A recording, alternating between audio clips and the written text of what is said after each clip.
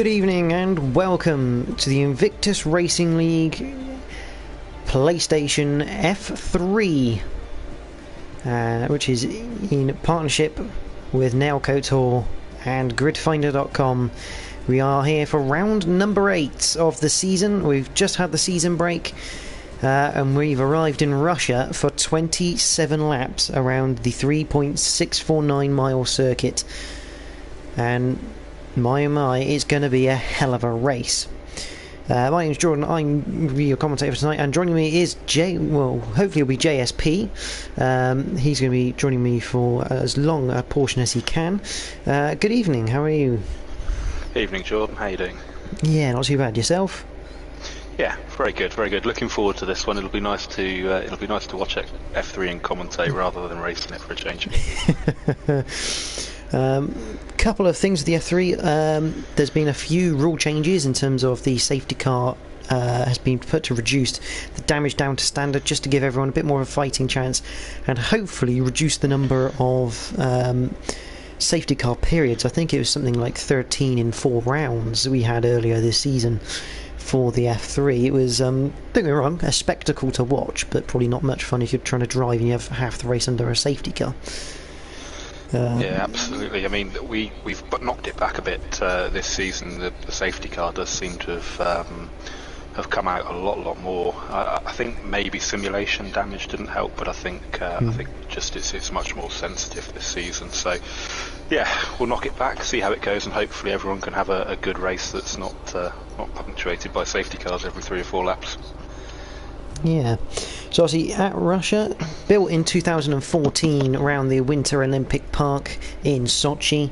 It is 3.649 miles, that's 5.872 kilometres, and is the 3rd longest in the calendar for F1, only behind Belgium at Spa-Francorchamps and Britain at Silverstone. It has 18 turns, 12 to the right, 6 to the left, meaning the front left tyre is going to be the one that's going to be crying tonight in the clockwise circuit. And the race lap record was set in 2019 by Lewis Hamilton with a 1 minute 35.761. I was trying to find the qualifying record but couldn't find it anywhere, which is quite incredible, really. Lewis Hamilton has the most wins of any driver at this circuit, taking 5 of the 8 available. Mercedes winning every race at Sochi, with Hamilton taking 5, Bottas 2, Rosberg 1. So, I mean, still BL, you have to feel he's in strong company in that Mercedes. Yeah, absolutely. Still, I imagine will go well tonight around here. He's one of the more seasoned campaigners, and he's very quick on his night. Nitrogash obviously has been going really well this season, and a few other drivers are kind of coming through and finding some form with Soldierstone and Davis, although Davis not racing tonight, obviously. Yeah, I mean, speaking of Nitrogash, he won last time out at Spa in Belgium, followed by Sir Spud and Soldiers. I mean, Sir Spud's had a real turn of speed as well of late, which is good to see in that those Red Bulls getting up there. Yeah, absolutely. I mean, Nitrogash is, he's a seasoned campaigner, and I think perhaps maybe for outright speed he's not the quickest in the league, but he's really kind of made this season pay, both in terms of his speed and his consistency, and it's no surprise really he's leading the table by so much on 4 wins. We've got a couple of new drivers with us tonight. We have, I believe it's Edge here. Yep, Edge HJG, we'll just call him Edge, just for ease. And NRX Flying Croat, again we'll just call him Flying Croat, or his name is Ivan, should you wish to shorten even further. Voigt, obviously news out of the Ferrari camp, obviously Edge coming in for Wojtek due to personal reasons. It's a shame because Wojtek had a really strong start to the season and was really looking like a bit of a title contender at the start. He was, wasn't he? And Wojtek's been around for a little while as well. He's a very quick driver on his day. Unfortunately, just work commitments really. He's had to back out of both the F3 and the IRL PC leagues for the rest of the season. So that's a shame. If you're watching tonight, we wish you well, and yeah, hopefully we'll see you back, mate, next year. Whilst the game loads up, I found an interesting fact about the Russian Grand Prix. Sochi isn't the only track to have hosted F1 in Russia. St. Petersburg actually hosted an F1 race. It was unofficial, not part of a championship, but it still hosted F1. in 1913 and 1914. They were won by Georgi Suvarin and Willie Scholl, both in Benzes. So a bit of history. Which year was that, do you know? 1913, 1914. Oh, crikey, yeah. So very long time ago. Back a while. Yeah, I mean, it's quite funny you pick up these weird little facts as you research tracks. Whilst no one's coming out of the pits, I believe you have some standings. Yeah, absolutely. So obviously Nitrogash is well ahead at the moment. He's 4 wins to the good. He's also had a 3rd place, and yeah, he's on 78 points. But I think Soldier Stone is going to start coming into his own in the second half of the season. He's got a win to his name. He's been on the podium 3 times. And a bit of a slow start, but he's really picking it up in the Red Bull, and I know he's been working a lot on his setups as well, so I'd expect to see him go well tonight. And then it's very close, 47 points to Soldier Stone and 46 to F1 Richard, who's been knocking in the consistency. So yeah, not so. I think Nitrogash will take some catching, but yeah, the pack are definitely going to be trying to hunt him down tonight. In constructors, obviously Nitrogash contributing to most of those points. They're well out in front with McLaren, and Michael Looker, he's looked fairly solid when he's come in as well. So they're leading 104 points. Second is Ferrari, mainly Wojtek, I think. Anno Stephen actually contributing a fair few as well. They're second on 75, and then Red Bull currently in third with Sir Spud and Soldier Stone on 69. But again, I'd expect perhaps to see the Red Bulls make a bit of a charge in the second half of the season. Yeah, obviously the Red Bulls using the Turkey livery, I believe, at the moment. Let's just see if I can find one of them. I don't think any of them's come out of the pits yet. So you've got to remember, Red Bull's now in white. Yeah, it takes a bit of getting used to, doesn't it? I'm not sure how long they'll leave it on, but yeah, I think it looks good. I reckon they should have an option where you can choose which one gets used. I think that'd be quite a cool feature. But Russman currently the first one on an out lap. We have Flying Croat not too far behind. He's just coming out of turn 10. And I'm just riding with Stan at the moment in the Williams. He's just coming through sector 2, second DRS zone, and we'll be starting his hot lap shortly. Yeah, I'm going to go on board with Russman, and we'll go for a lap with the AlphaTauri driver. And Russman, he's shown a lot of pace this season. He's just been very unlucky with a few incidents, few punctures, but will come out of the final corner for a lap here at Russia. So up to turn 1, which isn't really a turn, it's just a flat right-hander. Really no issues apart from if you're AI in F1 games. Turn 2, you're going to hit the brakes about 75 metres, which is incredible because it's such a tight corner. Don't run wide. Oh, and Russman's backed out. Yeah, he just got in a little bit too deep into the braking zone and just invalidated on the exit there. So who else is coming? I imagine he'll probably have fueled for a second lap, so he'll knock the ERS off, recharge, and then maybe have another go next time around. Well, we're on board Nitrogash now, as he's the championship leader. He's just gone through turn 1 up to turn 2. Got to be very careful with the limits through turn 2, haven't you, as Russman found out. Into turn 3 then, again, a flat left-hander, and you've got many lines you can take, which can set you up for a move into turn 4. So again, just down to 4th, using all the curb you can, try and limit the amount of exit curb you want. Into 5, down again, 4th gear, a lot of the corners 4th gear. We've got a yellow flag in sector 3, I think that's someone just slowing down. Turn 6 is flat, into 7, 5th gear, again using all the curb you can on the inside, and through 8 and 9, avoiding the inside curb because it will bounce you wide. Turn 10, just a standard 4th gear 90-degree right-hander as we enter the first of the DRS zones and go through turn 11. This sweeping right-hander. Turn 12, flat left-hander, but you've got to be careful because the car's going to move under braking for turn 13. Hit the brakes as straight as you can to make sure the car doesn't run wide. Through 13, 14, off camber, really difficult to get the power down, and 15, even worse because it's tighter and on a crown of the road. 16, just tight and naturally, really horrible corner. 16, 17, 18, 2 standard 90-degree right-handers, 4th gear, nothing special, down to 3rd for 18, and across the line, We go third quickest with Nitro Gash with a 1:32.945. Absolutely, I think Nitro is probably just on a sighter lap there on the medium tyres, seeing what he can stick in. But I imagine we'll see him out on the softs and getting down towards the 131s a little bit later on. Looked like a tidy lap, but definitely more speed in there for him to find. He wasn't really pushing it too hard, I don't think. Interesting. Soldier Stone fastest on a 1:32.460 on a set of medium tyres. That's a very, very good time, I would say. Yeah. Like I say, I know Soldier Michael Stone, he's quickest. been working hard as we say that. Obviously, Michael Looker jumps up on a 1:32.2. But yes, that's a very, very good time on the mediums from Soldier Stone there. He's nailed that one. I think we'll see him well into the 131s if he puts on a set of softs. Though Stephen comes across the line, puts himself in 10th place with 1:35.8. Though Stephen has this habit of running like 3 or 4 laps on his first stint, I've always tended to find as Russman now goes quickest with a 1:32.234. Yes, another good lap from Russman. I imagine most guys are probably putting in their banker laps at the moment, not pushing too hard, and just seeing what they can do. As Prepsy Boy does a 1:32.2, so yeah, everyone very, very consistent up the front there.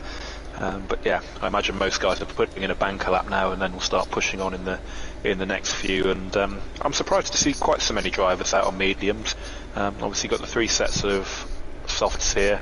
Tyre wear really isn't an issue so much in the race, so I would have thought more guys, particularly with the length of track, would have come out on the softs and put in a banker and then gone for 2 hot ones. Yeah, I mean, it's always worth a shout trying to get in on the mediums. I mean, Soldier Stone right now, if I was him, I'd be very much tempted, if that sticks, or even around the 5th, 6th place mark, to take the mediums and have the grip at the end of the race. But it all depends how later on in qualifying it affects when everyone does go to that soft and how much quicker they are.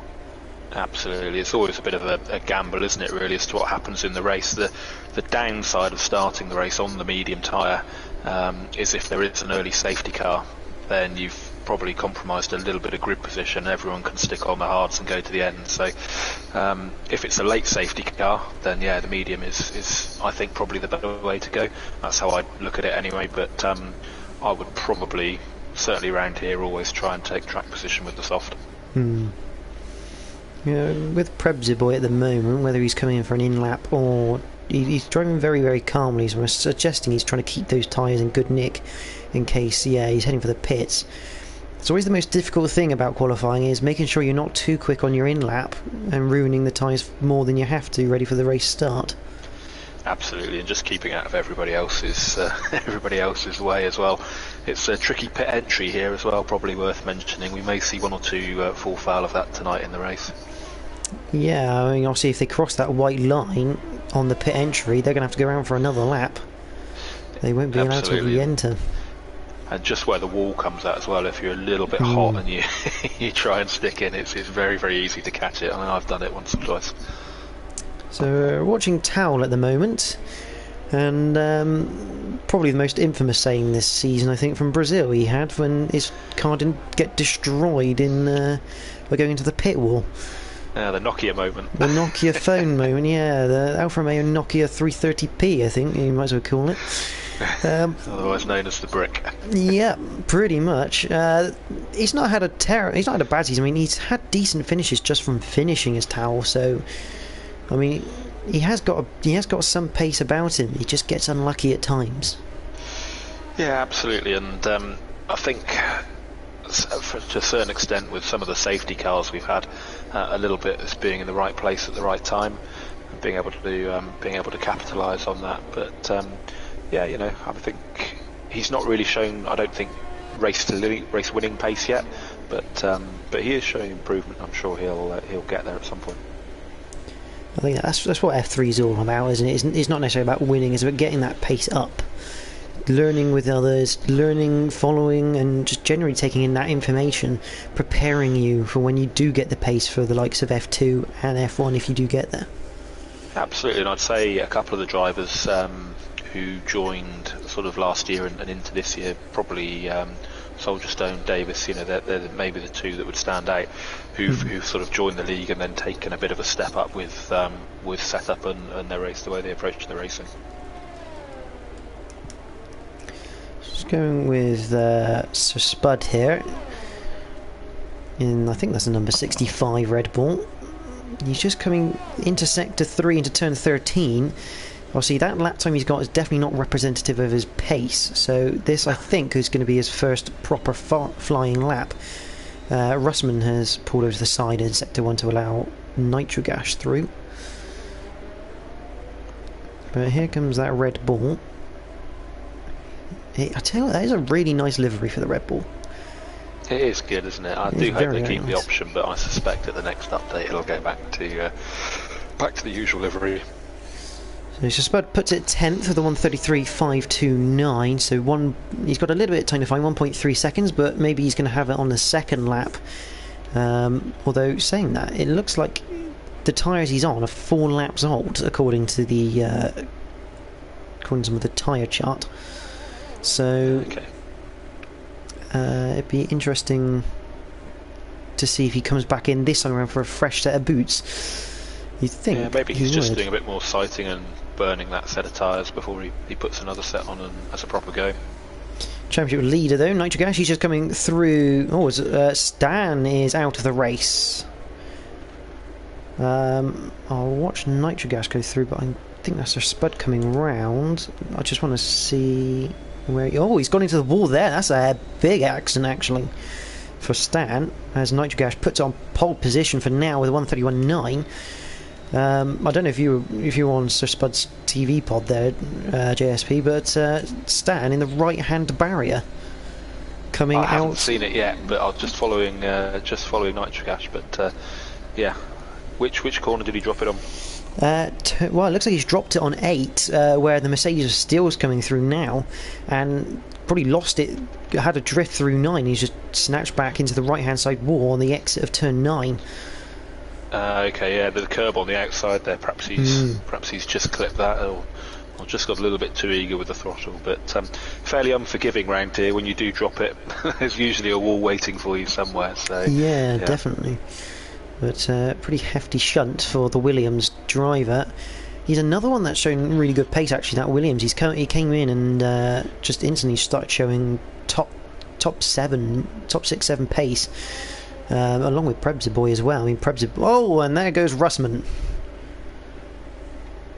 Probably doing exactly the same as Stan through turn 8 and 9. He's lost the front wing, and that's going to be a new set of boots for the AlphaTauri driver very, very shortly. Yeah, he's going to. He might just get back in time. Yeah, I think he probably will get back in time. Well, he's just going to Sector 3 now, so he's got plenty of time to get in, get a new wing, and go again. Yeah. Doesn't look like he's got anyone behind him, so should be hopefully a fairly easy trip back to the pits. And closest person is O'Stephen, and he's on an invalidated lap anyway. Interesting. Obviously Edge, the other new driver other than Flying Crow, he's down in 14th at the moment in the other Ferrari, 1:34.5. I'm sure we'll see him again for a final flying lap. A little bit of time to find, but again, very first race this season for him, so brand new debut.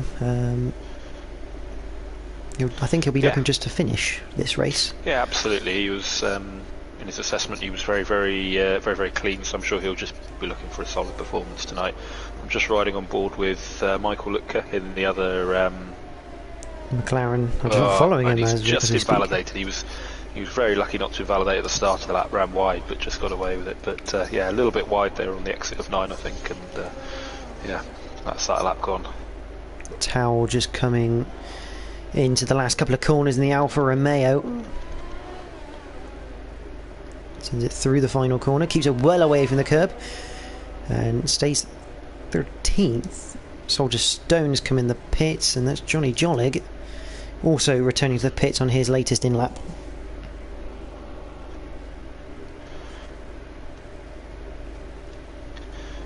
Yeah, just 2 minutes left now, so I guess the guys will be needing to get out fairly quickly if they're wanting to get get all the way round and then get another lap in. Yeah, I'd say they want to be actually at the pit exit line, probably around around the 150 to 2 minute mark to be absolutely safe to get another lap in. I mean, 145 and you're pushing your luck a little bit. Yeah, absolutely. That was my mistake last night. I probably went a little bit too quick on my final run and then just caught a lot of traffic. They were all lining up at this point for their for their final lap. So number 53, Flying Croat, he's just coming through sector 2. He's got, I believe that is Sir Spud ahead of him, going into the 3rd sector. No such tactics like Monza in real life on the game. Just nice open gaps for everyone. I'd say there's a Ferrari leaving the pits, which I think could be O'Steven. I think that's very marginal whether he's... Oh no, that's Edge. I'm sorry. Edge has just left the pits. I think that's going to be very marginal to get another lap in. Yeah, absolutely. Absolutely, yeah, it's going to be tight. And the Williams just coming out as well of Prebsy Boy. And he's another driver really who's picked it up, I think, a bit this year. His qualifying pace has been... Very interesting. Flying Crow avoiding action as the Aston Martin of Jolly Jolly was coming out into the pit, out of the pit lane on the pit exit lane onto the circuit. Almost hit the barrier on the left hand side. A bit of an overreaction, but no harm done. He's just a bit too wide there, Flying Crow, and yeah, unfortunately he's invalidated that one. So I'm going to go back to Sir Spud because he's going to be the first one to cross the line for his final flying lap. He's got a little bit of traffic ahead of him. That is, I think that's his teammate of Soldier Stone. Yes, it is. So Soldier Stone ahead of him, giving him a nice bit of tow and DRS help. So that's going to help Sir Spud through that middle sector. And I think probably not Richard... quite what Spud needs right now. He's just far away enough not to be a problem, but he pulls over out the way. That's good. But yeah, maybe just a little bit of distraction there for Spud, but hopefully it's not affected him too much. Into the final corner he comes. Well, he does go quicker, but it's not quick enough to move him anywhere up the table. And still on the medium tyre for Spud, so he's obviously made his decision with strategy tonight. Yeah, and probably not a bad idea if you're going to start 10th. Absolutely. Time is up, and yeah, people on their outlaps are not going to get a final flying. Russman has invalidated his latest lap. Soldier Stone is on a lap. Flying Croat, he is on a lap. Jolly is on a lap as well. See, Sir Spud just finished, but whether he goes for a second flying lap, because he's only done one lap on those mediums, so he can get away with it. Yeah, definitely the tyres will go a few laps here, and it doesn't really compromise you too much for the race with the low wear, so yeah, I'm sure he'll go for another one. So looking at the debutant of Edge, he is coming through sector 3 as we speak. Towel has finished the session, as has Russman. So this is the final flying lap for the Ferrari in the number 23 through 16 up to 17 and 18 for the final time in this qualifying session. Only a second lap in qualifying. Puts it 12th ahead of Richard and Towell. That's a great effort from Edge on his debut so far. Here comes Soldier Stone, puts it on pole position. Yeah, it was a good lap. I was riding on board through sector 3. He was hitting all the points he wanted to hit. There was no real moments, and yeah, he'll be very, very pleased with that. That's a great lap. So 131.927 by 0.04 of a second so far. Here comes Flying Croat. He doesn't improve. Who else is coming through? Prebsy Boy into the pit lane. We've got the two McLarens coming up of Nitric Ash and Michael, followed by O'Steven. Yeah, Nitro's just coming up to finish his lap now. Through the final couple of corners he comes. What can Nitro do? He's leading the championship. He's leading qualifying with a 1:31.8. That's a great time. Nearly a tenth quicker than anyone. Michael comes into the pit, so Stephen, what can he do on this final lap? He puts it in 9th place, which means Sir Spud now gets a free tyre choice for the race. But Flying Croat, 4-lap old medium tyres, he's going to be starting the race on in 7th. But it is... sorry, Jordan. Yeah, that's a great lap from Nitrogash there. I think he's just shown his consistency there, really, and he's put a few laps together that have been good enough for the front of the grid. But yeah, that's a great final effort. It is a fantastic effort. It is a Hamilton-esque lap at the end. He pulled it out. He only needed a 10th to do it. But Nitrogash is on pole position for the Russian Grand Prix. And looking at the lap times, we are in for one hell of a race. I mean, 3 drivers in the 32.2s between Prebsboy and Michael, 3rd to 5th. Yeah, absolutely. It's close to the front, isn't it? And some different strategy choices as well. So, yeah, it's looking tight. So just to run through the grid, Nitrogash and Soldier Stone line up on row number 1. Row 2 is Prebsboy and Russman. Row 3, Michael and Steele. Row 4, Flying Croat and Stan. Row 5, O'Stephen and Jolly. Row 6, Sir Spud and Edge. Row 7 is F1 Richard, and Towel rounds out the grid with his 1:33.863. Now, it's Towel 2 seconds off. You'd say in reality that's quite a lot, but it isn't in this game. You can easily find 2 seconds by just taking a slightly different line through a few of the corners. Particularly around this track, I think it's so easy to invalidate. You've got to be really, really accurate, and kind of if you're wide in a corner and you're just slow picking up the throttle onto one of the straights, then it really does have a big effect on your lap time. So yeah, it looks a lot, but I'm sure the actual gap is quite a bit less in reality. So we're going to wait everyone to get their strategy sorted. Obviously, unlike public lobbies, a single person has the ability to start the race, I guess, after a certain length of time. And unfortunately, I think somebody has done just that. That's a little bit early. So. Normally you have a little bit more time so you can get your strategy sorted, get your fuel levels. It is one of the annoying things of public lobbies. That's why I quite like the co-op mode actually in this game, because you're talking to the person you're racing with. Yeah, I haven't really used it, to be honest, but so yeah, I'll have to give it a go. Pit stop strategy, lap 10 to 14, and it reckons both, if you're starting on the softs, you can go that far, and you can go either the medium or the hard, which is a bit of a no-brainer. You're going to go the medium because it's a quicker tyre. Yeah, absolutely. I would think most guys will probably go to around about lap 10, lap 11, depending on how many laps they've done in qualifying in the top 10, and then yeah, they'll be looking to ditch them and get on to the medium. 1 or 2, depending on where they are, I suppose it might well be that they think about just hanging out there a bit longer in the hope of a safety car. Looking at the tyre situation, obviously Flying Croat having to start on mediums in 7th.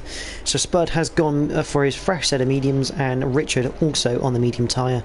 Everyone else starting on the soft compound.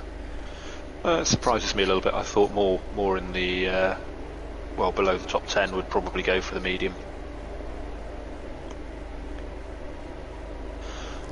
But again, it's a little bit of a danger going for the medium, because if there is an early safety car, you don't really see the advantage of it unless you go to the hard, which obviously the soft runners can do anyway. Then you've still got a couple of stops to make because the softs won't go to the end. It's a strategy, always a gamble, isn't it, on this game? It doesn't matter what you start on, you're gambling it goes your way. Absolutely. We haven't actually had a weather report, I don't think, but it's looking like it'll be a dry race. Which is a rarity in F3 this season. I think we've had about at least four changeable condition races. It's been a wet season, isn't it? But they're coming round to the grid, so if for anyone who has joined, this is the Invictus Racing League. This is the PlayStation F3 League, which is in partnership with NeoCoTour and GridFinder.com. We are about to get underway for the Russian Grand Prix. as Nitrogash and Soldier Stone lead the pack into their positions. My apologies, so Stephen, he did send the weather report through, and yeah, dry race, potentially wet at the end, so yeah. Could have another changeable race at the... Well, actually, that would be like the actual Russian Grand Prix this year. It would, wouldn't it? But here we go. We have the 5 red lights. We are not underway on my screen. Now we're underway for the Russian Grand Prix, and it's a good start from Nitrogash, but Soldier Stone equally with a better start on the inside through turn 1 up towards turn 2 for the first time. We're going to have a bit of shuffling for position. Jolly Jolly has gone backwards, and it's going to be the Red Bull of Soldier Stone who takes the lead of the race into turn 2. And having a little flick back through the pack, it looks like we've got away with a clean start, but lots of side-by-side. Michael's gone back to 6th. And that's a Ferrari looking down the inside. Oh, Ferraris collide. Edge into the back of O'Stephen, and Edge will have to have a new front wing, I feel, for that one. Not an ideal start between the Ferraris, but overall a good race start with Soldier Stone taking the lead. Yeah, overall, yeah, I'd agree with that. Yeah, he's lost his end plate on the front right side there, Edge, so he'll be coming in for a new wing, but. Yeah, it's good to see a clean start. A very easy track for there to be quite a lot of carnage really on that run down to turn 2. You can see the Red Bull Soldier Stone leading the way. It was a great start. I think he had a good second phase to the Red Bull, because obviously you get your first phase where your initial launch, and then you start going up the gears in the second phase on the game, and that's when you start getting a traction, and the Red Bull just took off in that second phase. Yeah, absolutely. He had a lovely run down the inside, didn't he? And yeah, didn't outbreak himself. It was a really solid start from Soldier Stone. Nitrogash is looking like he'll just settle into second now and let the race start to come to him. And then, yeah, Prepsy Boy's in touch in third. Yeah, he's got Steel just behind him. Steel is looking for a move in through to the final couple of corners. It cost him a little bit of time. He's a little bit lucky there's no DRS, because Russman would have been on him then. So no DRS until lap 3. And even then you won't get it until the back straight after turn 10. But it looks like everyone just settling down as Edge is in the pits for a new front wing. Everyone just settling in, getting their rhythm, and I think we'll start to see some more overtaking in probably 5-6 laps time once everyone has that rhythm in. Absolutely. Edge going for the hard tyre as well, so he can go to the end now if he wants to. So Prebsy Boy got overtaken by Steel. He ran wide through turn 4. So the Mercedes driver up into third. Remember, Mercedes, the only constructor to win at this circuit in real life. He'll be looking to continue that, because he's not too far away from Nitrogash. He's 1.2, but any mistakes from those in front, and he's going to be right on him. Absolutely, Steele's certainly got the potential to... I do apologise, Michael's gone round, and that's at turn 10. And he's had a bit of a spin as the McLaren driver. Doesn't look like there's any damage to the car, so it looks like he's maybe just lit it up on the AstroTurf out on the outside of the curb and gone round, but it's cost him a lot of time, and there's going to be a struggle there to get any decent position back. Yeah, absolutely. It's always difficult to come from a long way back here, and obviously he's 6 seconds off the back of the pack. So watching what's probably the closest battle on circuit at the moment is between Richard and Towel. Towel only 4/10 behind the Alpine. To say that Russman is on the back of Prebsy Boy. He's looking to the outside with DRS, and he's through. Pretty easy overtake with DRS down that main straight, but if Prebsy Boy can stick with the AlphaTauri through sector 2, he's going to have the bite of the cherry into turn 13 later in the lap. Absolutely, and Nitrogash up at the front is fairly well tucked up now behind Soldier Stone, so I think he'll be having another look down the back straight, and Steele's got himself nicely into DRS range too, so yeah, Soldier Stone's just going to be towing them along a little bit, I think, and yeah, hopefully he won't use up too much energy in his defence. Yeah, it's always a difficult one, the ERS. You don't want to use too much of it, but you also want to keep your track position. It's a really awkward one to try and figure out, but these drivers probably have practiced enough with it that they have an understanding. As Nitrogash alongside and Soldier Stone, probably the best way is he's even though he's moved across to the dirtier side of the track, he's not really fought it. Let Nitro Gas through, lose little time, and just have another go when he gets the DRS into the main straight. Absolutely, I suspect it'll be a bit of a DRS train maybe between these guys in the early laps, and it'll be interesting to see what their kind of true pace is, if they get into any clean air and away from each other. So here we go, onto the main straight with the front three. Steele's got a really good exit actually out of the final corner. Here comes the DRS. Is Soldierstone close enough? Will he look?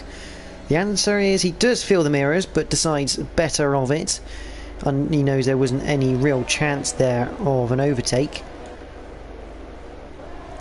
Meanwhile, Prebzy Boy in 5th. Flying Croat, I think, is doing very, very well there on the medium tyre. He's sticking with these guys in the top 5. And this could put him in a really strong position come the race end when he comes in for his pit stop at a later lap, subject to no safety cars.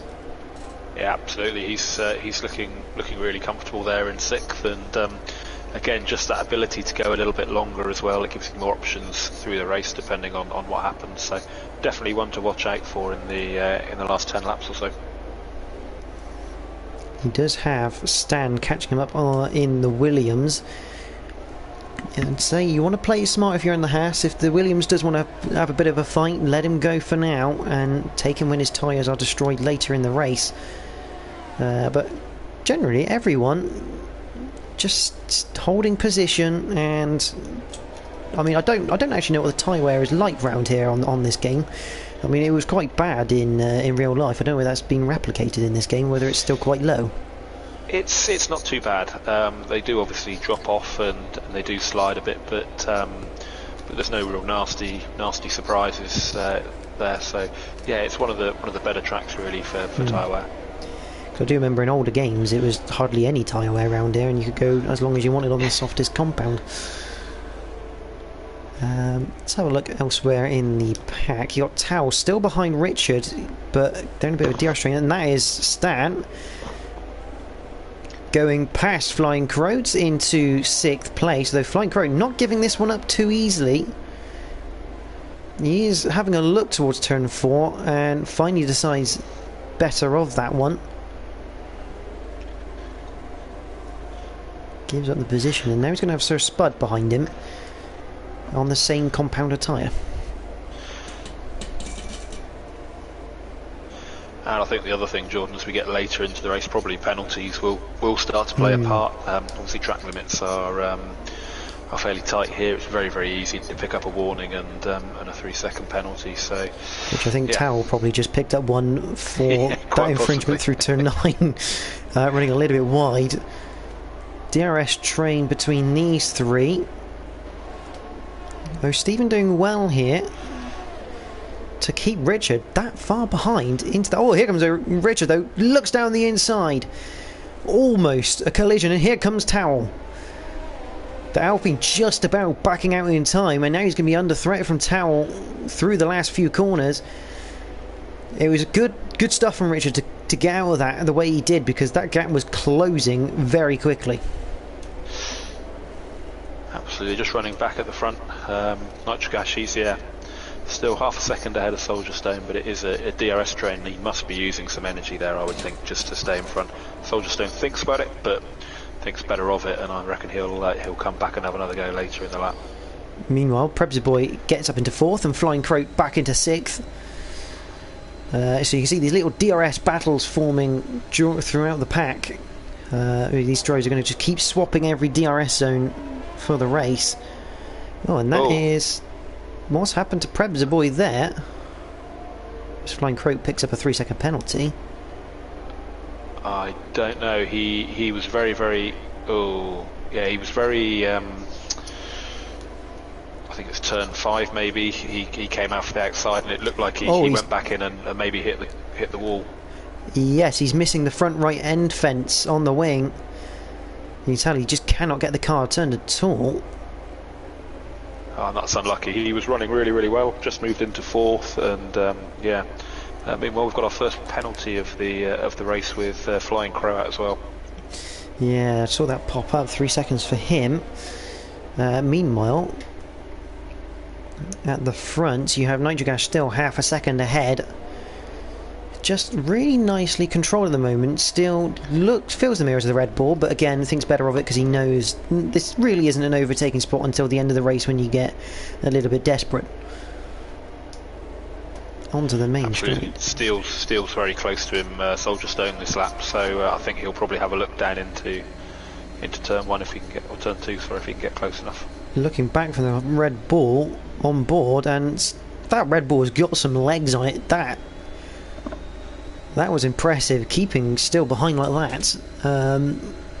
Either that or still has a slightly higher aerodynamics on the car just for the corners, because it definitely looks like Soldier Stone down a straight is very, very quick, but as soon as we get into some cornering, it's a little bit more difficult for that Red Bull. Absolutely, and I guess the DRS toe as well off of Nitrogas. You know, he's got the toe off of Nitro, and then Steele's got the toe off of both of them. So that's probably just helping Soldier Stone a little bit defend in the DRS zones. I do like the camera where you look behind on board. Cracking little camera that is. Meanwhile, Towel and Stephen are having a small little battle. This is for 9th place, the lower end of the points. But DRS for the Alfa Romeo. Will he have a go into turn 13? Obviously Richards got past O'Stephen since we last saw that battle. And Towel thinks not on that occasion. Gets good drive though. Out of 14, doesn't want to throw out the inside of 15, which I can understand, but that is a potential overtaking spot if you get the run out of 14 there. Yeah, he should have a good run now. Hopefully, he can get just a little bit wide there on the exit, but I think he'll still probably have a decent run down towards the end of turn 2. A little bit of a surprise though, Stephen being back in 9th. I thought he might be up a little bit higher in this one so far. I think it's one of those circuits that if you don't quite get your rhythm, it's a very difficult one to be consistent, and I think that's where Stephen's struggling right now. Is it just doesn't look like he's in that rhythm that he would like to be. You just see the way the car changes directions, the way he goes back to the line just looks a little bit more jagged than he would normally be. Meanwhile, Michael Lutker, he's 11th now, so he's past Jolly Jollig, and he's catching up to the back of Taylor, so he'll be joining this battle, I would think, in a few laps. Yeah, only 2 seconds behind. It's going to be interesting. Let's have a look at the leading gap. So the gap I'm very much interested in, as probably you are, is Flying Croat's gap to the leader. He is now 7 seconds away from Nitrogash on that medium compound, so he's lost just under a second a lap to Nitrogash on the hard compound, and now is the time when we should start to see those mediums come into their own in terms of tyre wear. Yeah, absolutely. You'd expect the softs to start going off a little bit now. So, Nitrogash comes across the line again. Still right on the back of Soldier Stone. This time he's going to have him down the straight. No questions about that. Oh, very, very close between the two. It was, and he's got a great run in Soldier Stone. Back through turn 3. He's on the inside. Jolly Jollig is out of the race. I believe he's probably caught the curb and spun it to the inside wall, and that brings out the safety car on lap number 9. And that's perfect for the soft runners. They'll come in, they'll put the medium on, and they'll go to the end. And poor old Flying Croat, he was doing very, very well there on the medium tyre, and his strategy has just been torpedoed, really. It's very, very unlucky for him.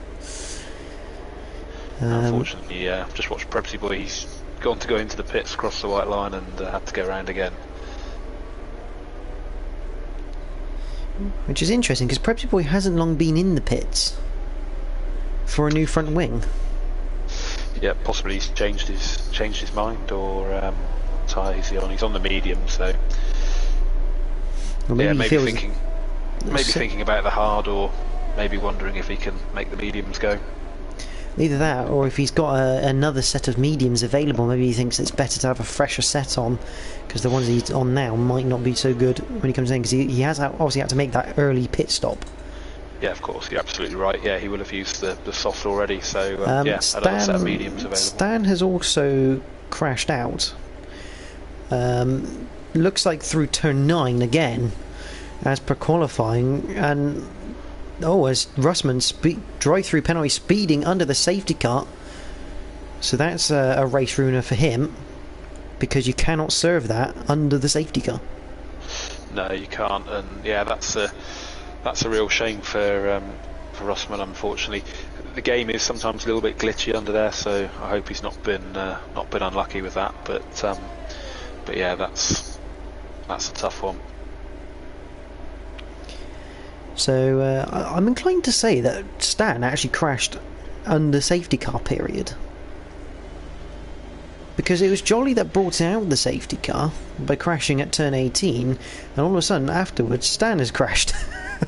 That's quite unusual, isn't it? It's, you wonder if he just got a bit distracted by the notification of the safety car coming out. He just ran a little bit wide and then decked the throttle. Yeah, quite possibly, or maybe just trying to keep some heat in his tyres if he wasn't pitting and got it wrong. But yeah, that's unfortunate. And more interesting news from the Haas camp: Flying Croat has pitted for another set of mediums, so he is now on a 2-stop strategy. He's hoping for another safety car. Yeah, absolutely. He'll be taking those mediums as long as he can, hoping for another safety car and bolt the softs on at the end. And I think that's probably the smart move from him as well, really, because everybody else now will be taking the mediums to the end. There's no point in him putting the hards on and dropping further back, really, with track position. So I'm surprised Michael hasn't pitted for mediums. Did he come in earlier? I think no, he didn't. Did he? He spun, but he stayed out. So unless he's going to pit now and just go to the back of the pack.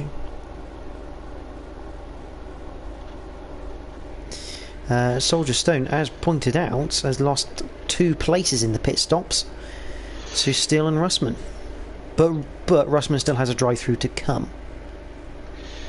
Yeah, I'm not sure why he's dropped down so badly there, really. Well, I suspect it's position in the pit lane, isn't it? Cars coming into the pit lane. It could be, but then they would have been driving to the Delta, I think, on the way in, and they had a little bit of a gap. I'm surprised at that, unless something else has gone on that we've not seen.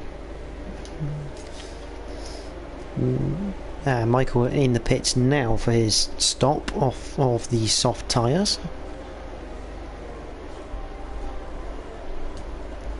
So just having a look at the penalties so far. So we've got Russman with a drive-through. Flying Croat has a 3-second penalty for track limits, and Towel has a 5-second penalty for speeding in the pit lane. To be honest, at this point in the race, I would have expected a few more track limit penalties in there. As we said earlier, it is very, very easy to pick up a penalty. So yeah, the guys are doing a good job of keeping it clean and staying away from picking up any warnings. You kind of get the sense that they're trying to save their warnings for later in the race, because let's face it, everyone's going to try and use their 2 warnings to their advantage before they get that penalty. Yeah, absolutely. If you've picked up no warnings and you're towards the end of the race, you're much more inclined to push a little bit more and try and make that position. It's lap 11 under safety car so far, so this is the technically 3rd lap of safety car, so I would expect it to be in this time around. Edge just catching up to the back of the pack. And I think obviously Edge hasn't pitted under the safety car, but the other two guys who haven't, so Spud in first and F1 Richard in second, so they'll now be trying to see how long they can drag those mediums out, but they're going to be under pressure straight away, I would imagine, from Nitrogash, Steele, Russman and Soldier Stone. Yeah, I mean, Richard, will Richard really defend too hard against Nitrogash? You've got to pick your fights sometimes, and I sense the top 3 or 4 in that queue behind Richard are people you probably just don't bother fighting with.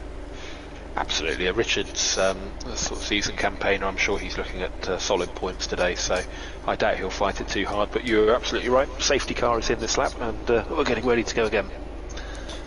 So Spud controlling the field, backing them up. When does he go? Not yet. Not through 17. It'll be the exit of 18. He goes now. It's quite a late restart, right on the line. But he's got away nicely, and Richard not able to capitalise being that close to him. Down to turn 2, and everyone just line astern off the restart. Absolutely, that's a bit of a surprise. I'd have thought someone might have got the jumpers. I think maybe Soldier Stone there just went wide, or maybe Russman. I think Flying Croat went a little bit wide through there. In fact, he's spun. He's dropping back. Flying Croat. He's had a moment. I think. Yeah, he's hit the wall. Right-hander. Front left end fence is gone for the Haas. But Sir Spud has managed to do a bit of a runner here. He's nearly a second up the road. He's looking good, isn't he? But I think you're definitely hoping for another safety car if you're Sir Spud or Richard right now, because you're going to lose, what, 25-30 seconds in a pit stop under green conditions. You're going to drop straight to the back here. Yeah, absolutely. If there's no safety car, then they'll really struggle from here. But if there is a safety car, everybody really in the next few laps will be bolting the softs on and going. And Soldier Stone, I think, has just moved up past Rossman. He has. I've been watching Stephen and Tao. Stephen getting past Tao, so those two resuming their battle from earlier. And Michael up into 9th now. Prebster Boy has edge just behind.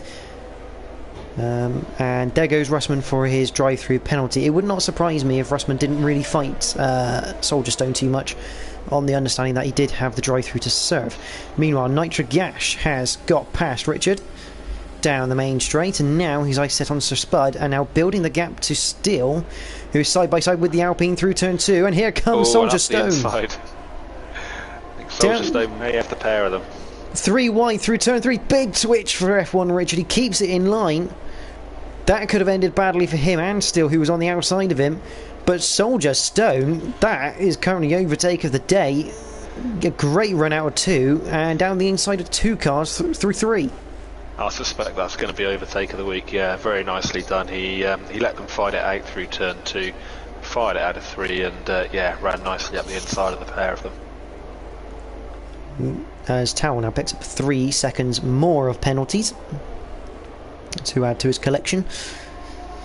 But Richard, I have to praise him for keeping that car under control, because he had probably one of the biggest twitches you'll see through that corner, and when you've got a car either side of you, that is not what you're looking for. Yeah, it's never much fun to restart on used tyres as well when they're obviously cooled off a little bit. They're not quite up to temperature, so yeah, he's done well there to keep it out of the wall.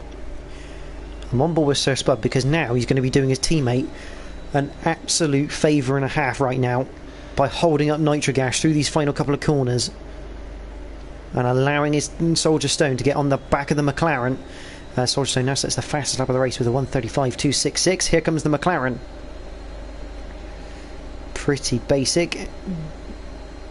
Interestingly, Soldier Stone not able to do the same, so Nitrogash will be able to build a small gap to Soldier Stone as O'Stephen passes Richard.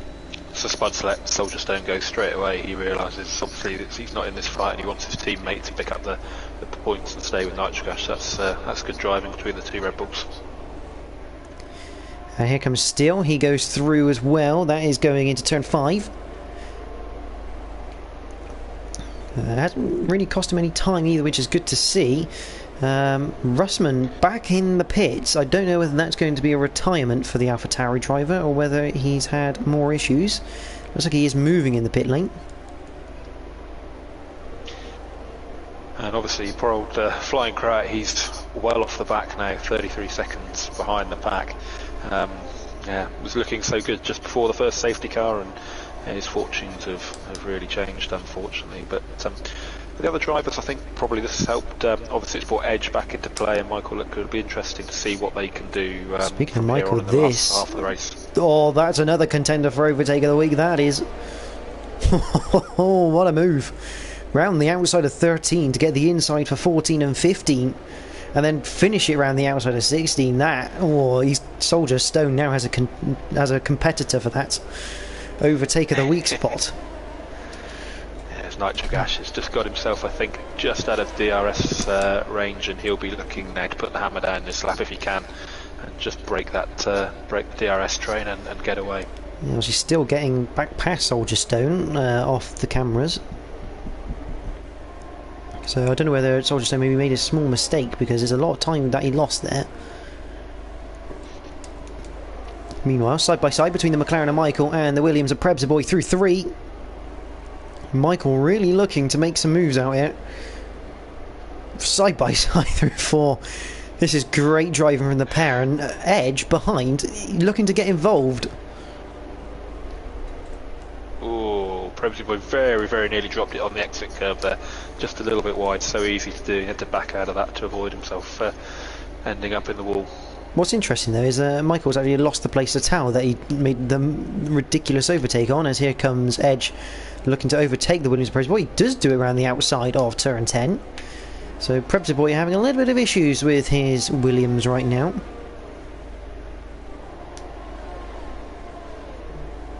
Really return the favour into 13? The answer is no. It doesn't look like he's got any damage, but yeah, he's just gone backwards a little bit there in the last lap. I mean, has he got any underfloor damage though? Because I'm assuming that's being run as well. I'm not sure if the underfloor damage is up as much with the simulation as still just a bit wide out of the last corner, and that's his 3-second time penalty. So again, that's going to come into play, and he's been pushing hard, I think, to get back into Nitro Gas's DRS range. Soldier Stone's now coming up the inside into turn 2, and he's got that well truly done before they hit the brakes. Gotta be careful though, Soldier Stone. He was a little bit wide through 2. You can't go too wide through there. Yeah, I would imagine that's going to be a track limit warning on the exit for him. Michael re-overtakes Towel down the main straight in the McLaren. He's now looking at the back of F1 Richard, who's still on those medium tyres. I mean, about now, under normal conditions, about now is when we'd expect those medium tyre runners to be in, but I suspect it'll be more like lap 19 and 20 now because of the safety car period. Yeah, absolutely. I think they've got nothing to lose really, and pushing on a little bit and hoping for another safety car. Russman puts in the quickest lap of the race with a 1:34.618. We're looking at this battle, but a bit of a touch between Michael and the Alpine of Richard. Michael just going to the back of the Alpine, and now Towers alongside. Both have DRS, both approaching Richard. Towel, does he look to go 3 wide? Yes, he does. Into turn 13. Towel backs out of it. Richard runs Michael a little bit wide. Here comes Towel around the outside. That's gone very wide for the Alfa. Oh, there goes Michael. Michael, yeah, that's unfortunate. Second spin of the day, and that's really kind of put him out of contention. In comes Richard. It's one of those corners, turn 14. It's off camber, so you can't be too tight. You want to be tight, but you can't be too tight, because otherwise the rears will spin up on you. Meanwhile, back at the front, Soldier Stone, fastest lap of the race, and he's only 0.4 now behind Nitro Gash. So I think Nitro's had a good go to get away there in using probably quite a lot of ERS, but he's not quite had the pace to do it, and that might well be telling for later in the race. Edge and Towel now having a battle for 5th place. Edge getting ahead of Towel briefly into turn 2, but going a little bit wide and allowing Towel back through 3. Prebz the boy is on the back of it. 3 cars battling for the top 5. And it's good to see some new names and a debutant fighting for this top 5 place, as Towel is going to have to defend hard as Russman now sets another fastest lap in a 34.4. Absolutely, it's going to be Russman, I guess, perhaps hoping for again, we keep talking about safety cars, but maybe a late safety car, and perhaps picking up the extra point there for Nitro Gash has been overtaken. Soldier Stone into turn 13 by the looks of it with the DRS. Now leads the race in the Red Bull, and Still is right on their tails, but this is where Still can really interfere here. He's got a 3-second penalty, so you don't want to lose any time to him, because you do that, you're better off letting him go have a 1.5 seconds. if you're going to lose too much time battling him. But if he then gets away, you've then wasted your position. So it's a really awkward one here for Nitrogash. Absolutely, and I think Nitrogash is going to be burning through his ERS now, trying to get back and stay with Soldier Stone. It'll be interesting to see if he can stick with him for the next few laps, or whether Soldier Stone's able to break away here. Meanwhile, Towel. I'd like to spectate Towel, but it's not letting me. Let's try Edge. There we go. Edge and Towel still battling over 5th place at the moment. Prebsboy's still there. Oh, Stephen up in 4th at the moment. He's doing a good job considering the start of his race didn't look too spectacular. Yeah, absolutely. I think Stephen's probably just timed it right with his pit stop, kept himself out of trouble, and yeah, he's looking solid 4th there now. On board with Nitrogash, because these guys again in their DRS train. No one really catching anyone. Soldier Stone completely unchallenged into turn 13. Yeah, I just get the impression Soldier Stone's managing his ERS a little bit better at the moment. I think perhaps he's able to save a little bit more energy and defend a little bit more. I think Nitrogash maybe used quite a lot to get away when he pulled out of the DRS range, but couldn't quite make it stick. So it'll be interesting to see what happens in the next couple of laps, and if Nitrogash can stay with him, or whether Soldier Stone's able to break a bit further away. Well, I mean, I can look at the steering wheel of Nitrogash. I don't know whether that is the absolute real time. I can tell you he's only got about 17% of his ERS. I think Soldier Stone's up near a 30. He is, yeah.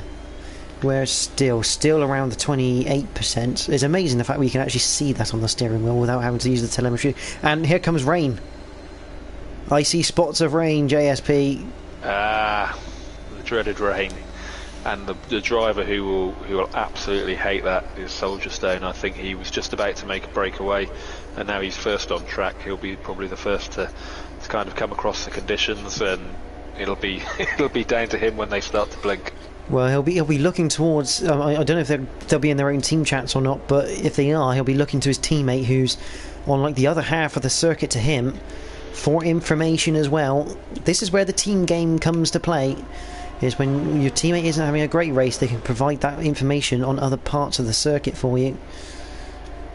Absolutely, and the guys will be burning pretty much all of their ERS, I would think, now, because obviously when it's raining, it's harder to use it. You tend to accumulate more of it, so you may as well try and build the gap now, and use what you've got left.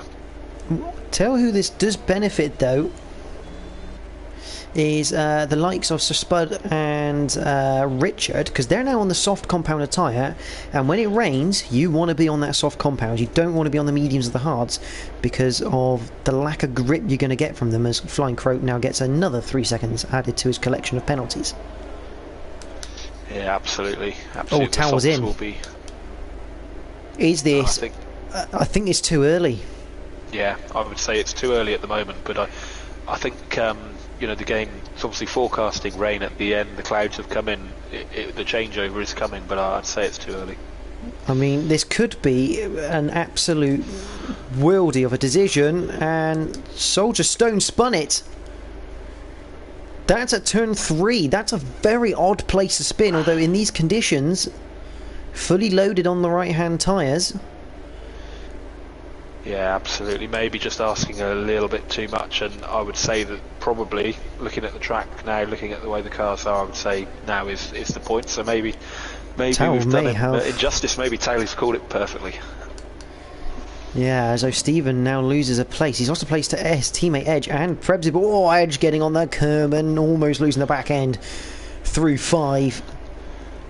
I think we've definitely done Tal injustice there. Michael's got intermediates. Flying Croak now has intermediates. Russman serving a 5-second penalty and putting the intermediates on. You can just hear Nitrogash's car. He's really feathering that throttle now through 14. Absolutely, it's that Steel. Yeah, Steel's just had a spin as well. I think he's just dropped it at the end of the second DRS zone through the right-left, and he's lost his left wing end plate. It looks horrible to drive. So yeah, he's going to have a slow pit stop, and that's going to put Soldier Stone, I think, back into second. So in comes Nitrogash. So I'm actually not going to look at these guys because we all know they're going to run into me. I'm going to look at Towel because I want to know exactly where this man comes out and how much of a blinder he's played here. As that is Edge. Edge is out of the race. He's brought out a safety car to go with it. Lap number 20.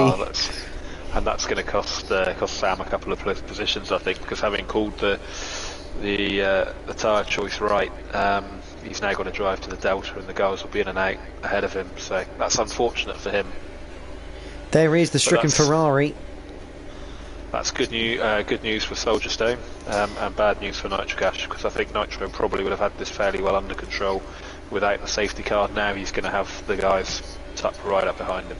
Towel up to 4th place with his call there. He was in 6th, I believe. He's gone up into 4th with the blinder of a call that he made. I mean, it's fair to say that's the best position he would have come out in, regardless of the safety car or not. So I think we've done Towel a very big injustice there. He's called an absolute great call there. Absolutely. We'll call on him for strategy from now on. He's got a car like a Nokia brick, and a hell of a strategy team behind him. He's got a very good mixture of team components at Alfa Romeo. But obviously, race neutralised once again. Second safety car of the day. Absolutely, and do you know Russman's fastest laps there? I'm not sure if he's still got fastest lap. I'll have a quick look, but that might just now be untouchable. And yeah, if he can get himself into the top 10, that's another point. Fastest lap is Sir Spuds with a 1:34.175, which is actually very, very quick. It's about half a second, almost half a second quicker than anyone else. So yeah, he's timed that one right as well. I assume extra point for fastest lap. It is, yes, as long as you finish in the top 10. Yeah, standard F1 rules there. Obviously the point system's slightly different to F1, but the general point scoring rules apply.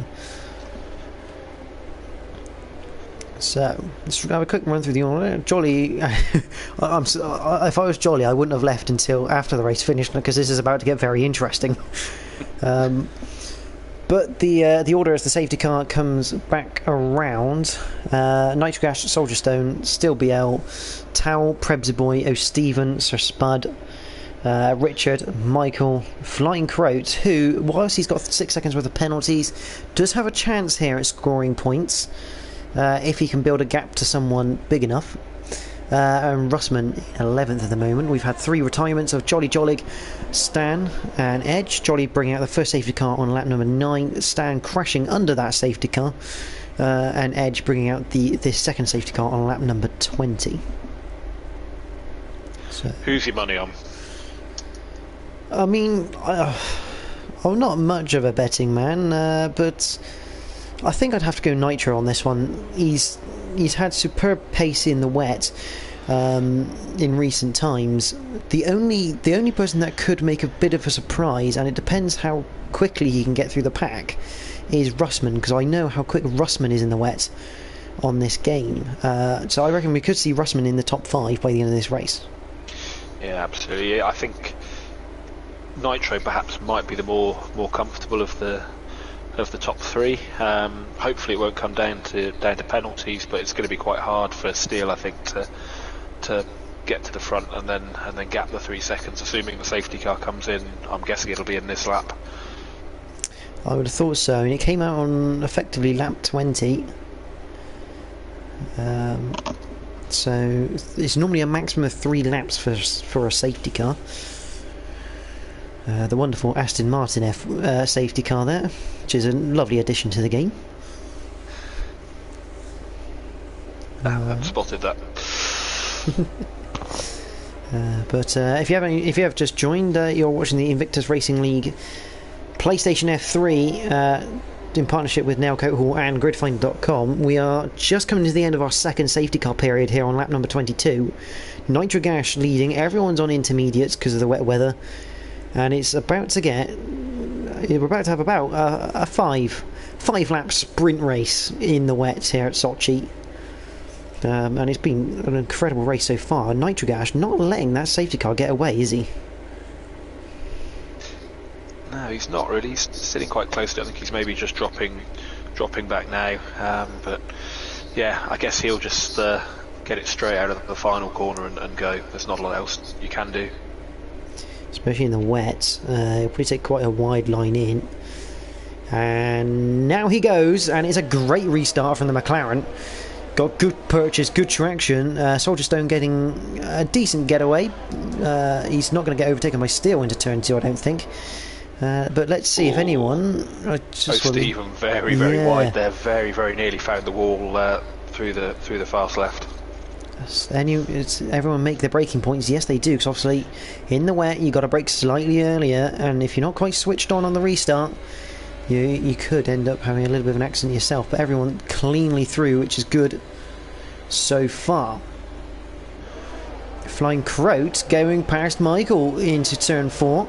That's a good move from the Hash driver, but he does have 6 seconds worth of penalties to contend with. But Nitrogash, a lovely start, but now the gap closing slightly between him and the Red Bull. Yeah, I think everyone will be taking a lap or two at the moment just to find their feet, try and recalibrate their braking points and how hard they can push, and then yeah, I think the last few laps we'll probably see guys start to chance a little more. Yeah, so you see those gaps around 0.3 of a second as a minimum right now. I say that Russman getting quite close to Michael. He is going to look for a move. He's going to look to the outside of turn 13, and oh, that's a great move from the AlphaTauri. Round the outside, it's the inside for 14. Yep, that should be job done. And into the points goes Russman. It's good job, and O'Stephen and Suspud they're battling in the middle of the pack as well. They were side by side at the end of sector 2. And yeah, I imagine this one's going to continue for a little bit. Looks like there's perhaps a little bit of a train just forming behind O'Stephen there. Yeah, unfortunately, Russman running wide through 15 allows Michael back through. Still, BL has a bit of pressure from the Alfa Romeo of Towel here. I remember Towel's got, I think, a 3-second penalty. I'll just double check that. Yeah, both of them with 3 seconds of penalty, so this is full position. Well, maybe Towel's put a wet, or at least compromised a little bit on his setup early on, so that he's quick at the end here. But it looks very tight between the top 4. Flying Crow now getting past Richard. Russman getting back past Michael, and does the Alpine of Richard, but Richard gets him back on the switchback. That's a lovely bit of driving from the Alpine. Russman fires it straight back down the inside. And I think he's going to get a penalty there, really. I'd have thought. I'd be surprised if he didn't get a hand position back for running wide during the overtake, but he's clearly got away with it. But Flying Crow doing exactly what he needs to do with that 6 seconds worth of penalties, just moving up the field and trying to run away. Absolutely, he looks like he's going to be on the back of Spud and O'Stephen. I get the impression Spud's getting a little bit frustrated there as well. I think he's got a little bit more pace than O'Stephen, so he's going to be looking to get past and break away and try and catch up to Bremsy Boy. I wouldn't have taken that line from Flying Crow on the AstroTurf on the outside of 14. That's a bit of an interesting line, but he is on the back of these two. Now, I'm going to keep my cursor hovering around the top 4 because they are quite close. Soldierstone now 9 tenths behind. That's Towel gone round. Towel has spun it. And it's a big shame for the Alfa Romeo man because he was running very well in that 4th place. Makes you wonder if he's either caught the curb or he's gone for a move and made a slight bit of contact and he's gone round. I imagine maybe he's just dropped it getting on the power there. It's very easy to do in the dry, let alone the... So that was very close between O'Stephen, Sir Spud, Flying Crow and Russman, almost touching each other through turn 2 in that heavy braking zone. But Nitrogash, Flying Crow now picks up another 3 seconds, so he now has 9 seconds to his name. And that has probably nailed him on for 11th, I think, tonight, unfortunately. Well, bear in mind, Towel also has a 3-second penalty, so he's got to be at least under 6 seconds in front of Towel, as I think Michael has now also made a mistake. Yeah, well, Michael's made a very big mistake. He now has no front wing. Well, 10th maybe then. Turn 5, clipping the curb, I think, for Michael, and that's a very, whilst he's only halfway through the track, that's a very long half lap, being the third longest track on the calendar for F1. But Soldier Stone, nipping the time back to 6/10, it makes you wonder if he's kind of just hung back, got used to the grip, and now it's time to start putting pressure on in the final laps. It could be two laps to go. I'm sure he's making a plan now and thinking about where he wants to do it and how he'd like to do it as well. But so Flying Crow another 3 seconds, while Sir Spud down the inside of the Ferrari is eaten or backs out of that one. Although Stephen a little bit loose through 17, and I think Sir Spud should have a good launch out of this corner. But here comes Flying Crow as well. He's really getting involved. Which is not what Sir Spud needs, because he's technically no longer racing Flying Crow because of his penalties. No, absolutely. He'll be Flying Crow's very, very deep into there. Just gets it stopped and gets through. Here comes Russman. That'll be frustrating, Spud. Russman down the inside of Sir Spud through 3. I think he's backed out. I can't tell because the broadcast camera is not on the right one. No, Russman does not get through. Yeah, and Richard's now very, very close back to Russman, and looking like he might try and move, but just backed out of it. I think Flying Crow definitely on for 9th now, because Towel has come in the pits, so I think he may have picked up some damage somewhere on his way round. But 5/10 the gap between the leaders then of Nitro and Soldier Stone. Still pretty safe now in 3rd place, even with his 3-second penalty. He's got 8 seconds to Prebzy. And Sir Spud now getting quite close to Flying Crow. Goes to the inside for turn 13. Oh, no, he doesn't. Backs out of it at the very last minute of that braking zone. And he's now under pressure from Russman through 14. Flying Crow's just going around the outside of O'Stephen. Stephen. O'Stephen very nearly drops it. Just manages to hold on. That's put Spud wide. Russman can't quite capitalise on that. I think that's very clever. I think that was deliberate from Sir Spud. That was very clever driving from the Red Bull. He could see O'Stephen was going to go back across the line, so he's taken that wider line, squared it up, and gained the traction outwards to make sure he stayed ahead of Russman. I think that was very smart from Sir Spud there, who is technically fighting for 5th place right now, once penalties are assumed. Absolutely, back at the front. It's no real change. I have a feeling Nitrogash has probably got this one under control.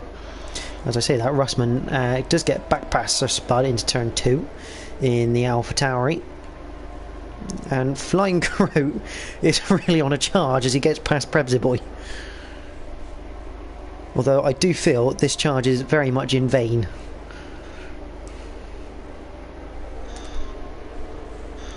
Just watching up the front. Steelby, I think, is just going to stay out of this one. He knows he can't beat the guys with his 3-second penalty, so I think he's just sitting behind them and letting them have it out. Soldier Stone's close up behind Nitrogash, and he may well have a look at the end here. The difference is, though, Nitrogash has a lot more ERS compared to the Red Bull. The Red Bull has pretty much no ERS available to him. Nitro has about 35%, I'd say, around 35% of ERS charge. So he's going to be using that about now as he goes down towards the final couple of corners. It's been a smart drive this from Nitrogash. He's stayed out of trouble, he's picked his battles, and your old teammate for F3, he's going to come through and win the Russian Grand Prix from Soldier Stone in 2nd place. It's going to be Steel BL in 3rd. Flying Crow, fantastic drive in terms of how he's charged through the field. Shame about the penalties. He'll cross the line in 4th, but will no doubt be in 9th. So Prebzy in 4th, Russman 5th. So Spud will come home in 6th place as he crashes on the line. Richard in 7th, O'Stephen 8th. Flying Crow, as we predicted, in 9th. And Towel has Michael behind, but again, Tao will finish last outside the points due to his penalty. Interestingly though, Tao decided to go for another strategy call onto the wet compound of tyre. I did not realise that. Yeah, I saw that one probably a lap or two, I think, before the end after he after his adventures, but yeah, that one didn't pay off. It's a bit like Gasly around Germany. I feel that one. Yeah, we'll put you on the wets because why not? We've run out of tyres. But that is the Russian Grand Prix, round 8 of the season. Yeah, I mean that could have gone either way between the top 3 in terms of who won that. It was very well driven from Nitrogash. Yeah, I mean there's nothing really to say other than the top 3, fantastic driving between all of them, good respect, and it turned into a good race. Absolutely, it looked very close between all 3 of them tonight. I think, you know, maybe it could have gone another way if the calls had just been slightly different, but again, Nitrogash has just done exactly what he needed to do there, and he's been quick at all the right times, and yeah, that's another well-deserved win for him.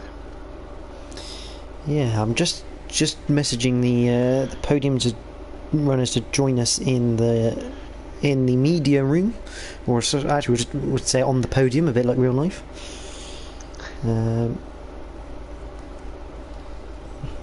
As there is Soldier Stone. We'll speak to him in a minute, but we'll just quickly run through the results. Nitrogash, obviously all results are provisional. Nitrogash takes the victory from Soldier Stone, Still BL in 3rd, Prepziboy 4th, Russman 5th, Sir Spud in 6th. So a good day at the office for the Red Bull team in terms of constructors points. Richard in 7th, though Stephen 8th, Flying Croat in 9th, Michael in 10th, Towel 11th, Edge, Stan and Jolly all retiring from the session, all due to crashes. There is Nitrogash, and yeah, we'll start. Obviously, Still BL. I don't know if Still does do the interviews. I don't know whether he has Mike available or not, but we'll find out soon. But Nitro, congratulations, another win under your belt this season. And once again in difficult conditions in the F3. Yeah, I mean, it said it was going to rain at the end. I was hoping that it wasn't going to happen until right at the end, because on the weather report it was like right on 45 minutes. But yeah, it came in pretty quick there at the end. Yeah, another tough one. Good race though. Fantastic to watch between you, Soldier Stone, Still. Generally the racing very, very respectful between you 3, and constant switching at the start with that DRS. I mean, how much were you working the ERS at the start there? Because we could see your steering wheels, and you definitely had less than Soldier Stone during the most part of the start of the race. Yeah, I mean, at the start I was just trying to keep with him. He got a better start than me. He got me off the line straight away, and then I was just desperately trying to stay within a second of him. I could see Steele coming, because he was doing rapid laps behind us. So yeah, I was just hoping to stay with him really and stay in DRS, and then I got him down the back straight. I knew he'd get me back though, because he was just sticking to me. So yeah, it was tough to get away from him, and tough to stick with him, to be honest. Yeah. Soldier, congratulations on your 2nd place, very well deserved. It was, as Nitro said, you had a hell of a start at there. Obviously the second phase really working for you. You were, for most of that race, in that 2nd place between Nitro, between Steel, so you effectively got the worst job in the world for most of that race, having to attack and defend. Yeah, 100%. No, I got a good start. I took advantage of that, and then I got laid, but Nitro straight back on me. But well done to Nitro, and still a really good race. But once I dropped behind him, I tried to conserve the ERS because I knew it was a nightmare to keep hold of it, and then still just come out of nowhere and start causing me all kinds of sorts of problems. Yeah, obviously a couple of safety cars which helped you, that initial safety car helping you quite handsomely, because you had dropped off the back of Nitro. It kind of brought you into play, and then the second one, I have to ask you as well, that double overtake through turn 3, very nice move.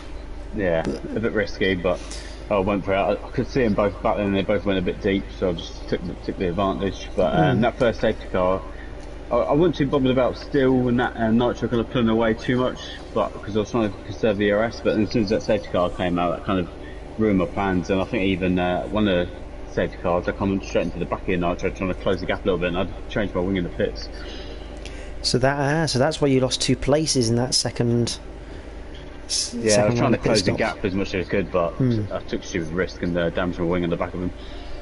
Yeah, that's fair enough in that one. Obviously, in the end, second place is good, solid points, and your teammate also took the fastest lap of the race. So overall, for your team, it's been quite a good night in terms of points there. Yeah, no, it was a good result, and thanks to Sir Spud as well, letting me through on the hairpin as well, making it a lot more easier to catch up with Nitro. But a really good race, and I really enjoyed it. The rain caused havoc at the end. I went parallel at one point, and they both went flying past. But they had their own dramas. But really good racing from Nitro, so well done to you and Still. But Nitro, it's not over yet. I don't think you're running away with this. JSP, do you have any questions for the 2 podium runners we've got here? No, not really. Just Soldier Stone, I guess. You were obviously first on the road there with the conditions. What happened? Was it through turn 3? Was it you lost it? Yeah, well, I normally hug the curb quite tight, and then obviously it was spitting, but I didn't think it was going to have that much effect. And then next thing, all 4 wheels are gone, and I was just trying to keep the car from hitting the barrier. Yeah, absolutely. And Nitro, obviously another solid performance from you. You change how you approach the rest of the season now, or are you just going to take it one race at a time? No, still one race at a time, mate. Just practice from, get safe set up for myself, and just see how it goes, really. I mean, I had the same sort of incident as Soldier Stone. I saw him going, and then mine went, but it didn't go as bad as his, so I lost a little bit on my left front as well. But yeah, he was just unlucky. He was the first one on the road, as JP8 said, and yeah, I didn't think we'd lose it through that corner like that either, but there you go. Surprises come in many forms, I think, in this game at the moment. But congratulations to both of you. Thank you for joining me and JSP here for the podium interviews. I'll also be ending the stream shortly, so you can stay if you want, but you can also leave. But in terms of what's left to say, another cracking race from the F3, and we'll be back next week again on the Wednesday, live here on the Invictus Racing League YouTube channel. So do make sure you subscribe and put notifications on if you do want to watch more F3 carnage in terms of weather on F1 2021. Next round, JSP will probably correct me if I'm wrong, but next round 9 is Hungary at the Hungaroring. A very tight Nadgery circuit, which is going to be very interesting to see how the drivers compete on that one. Very difficult to overtake on, very much known as the Monaco without the tight barriers. But coming up this week still, we have the F1 RP League, which is the Real Performance League. That is tomorrow, coming from Russia, the last race at the Sochi Autodrome for the PlayStation crew. And once again, obviously everything's back next week in terms of your PlayStation F1 on the Monday, F2 on the Tuesday. We're back on the Wednesday, and obviously the Real Performance again Thursday next week.